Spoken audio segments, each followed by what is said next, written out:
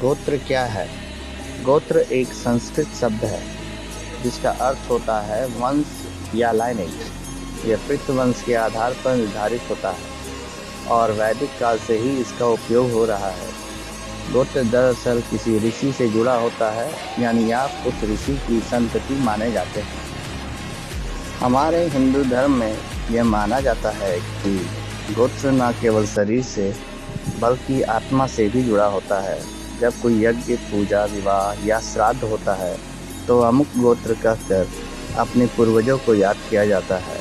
यह दर्शाता है कि आपकी आत्मा किस ऋषि की आत्मिक परंपरा से जुड़ी है। गोत्र क्यों एंशिएंट फिंगरप्रिंट कहा गया है, आइए जानते हैं। डीएनए की तरह अनचेंजेबल। जैसे आपकी डीएनए बदलता नहीं, वैसे ही आपका गोत्र भी जन्म से तय होता है और जीवन भर वही रहता है। एंसेंट्रल ट्रैकर। गोत्र बताता है कि आपके पूर्वज किस महान ऋषि की वंश परंपरा से आए हैं। यह आपके स्पिरिचुअल ओरिजिन की पहचान है। Cultural fingerprint. गोत्र आपके संस्कृति, रीति रिवाज और वैदिक ज्ञान की जड़ें दर्शाता है। यह केवल एक नाम नहीं बल्कि एक पहचान है जो आपको हजारों साल पुराने वंश से जोड़ती है। मैरिज में गोत्र का महत्व।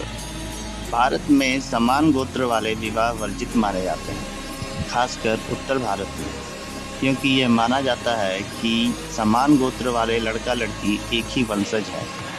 यह नियम एक प्राकृतिक जीन पूल को सुरक्षित रखने के लिए था। गोत्र की उत्पत्ति।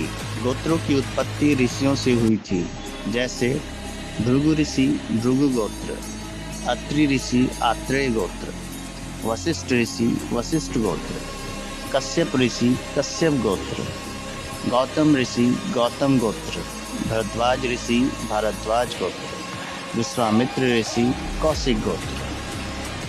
आपका गोत्र इस बात का संकेत है कि आपके डीएनए में उन्हीं ऋषियों का प्रभाव है, उनकी तपस्या, ज्ञान और कर्म का अंश है। ऐसी जानकारियों वाली वीडियो को देखने के लिए हमें लाइक और सब्सक्राइब करें।